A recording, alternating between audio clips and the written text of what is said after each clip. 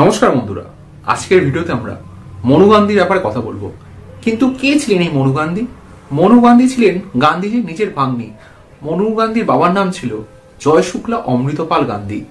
অর্থাৎ গান্ধীজির ভাগ্নি আর গান্ধীজিকে নিয়ে কিন্তু ইতিহাসে যথেষ্ট বিতর্ক আছে এবং এই বিতর্কটা হয়তো অনেকে জানেন না। তো ব্যাপারটা কি ছিল? ব্যাপারটা ছিল 1946 সালে মনু গান্ধীর যখন 18 বছর বয়স ছিল, তখন মনু গান্ধী গান্ধীজি অর্থাৎ আমাদের বাপুর আশ্রমে আসেন গান্ধীজিকে সেবা করতে। সেই সময় গান্ধীজি মনু গান্ধীকে তার ব্রহ্মচর্য পরীক্ষা করতে বলেন। তো কি ছিল এই পরীক্ষা? এই পরীক্ষায় গান্ধীজি মনু গান্ধীকে বলেছিলেন যে তোমাকে আমার সঙ্গে নগ্ন হয়ে শুতে হবে এবং সেই যখন শোবে তখন তুমি যদি আমার প্রতি কোনো রকম ভাবে শারীরিক আকর্ষণ অনুভব না করো তাহলে বোঝা যাবে তোমার এই ব্রহ্মচর্য পরীক্ষা সফল হয়েছে। অর্থাৎ মনু গান্ধী কিন্তু এটা পরবর্তীকালে মেনেও নিয়েছিলেন।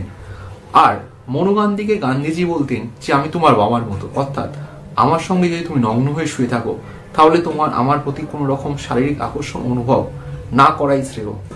কিন্তু এই জিনিসটাকে কিন্তু গান্ধীজির স্ত্রী কস্তুরী গান্ধীও কিন্তু খুব ভালোভাবে মেনে নেননি। কিন্তু গান্ধীজি যথারীতি কারোর কথাই শোনেননি। গান্ধীজি মনু গান্ধীর সঙ্গে রাতের পর রাত নগ্ন হয়ে শুয়ে থেকেছেন দুজনে।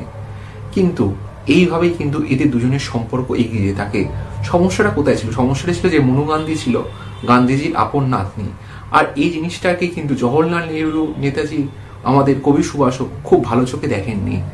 তো 1948 সালের 30 জানুয়ারি যখন গান্ধীজিকে নাথুরাম গডসের হাতে হত্যা হলো, তখনও কিন্তু মনু গান্ধী গান্ধীজির সঙ্গেই ছিলেন।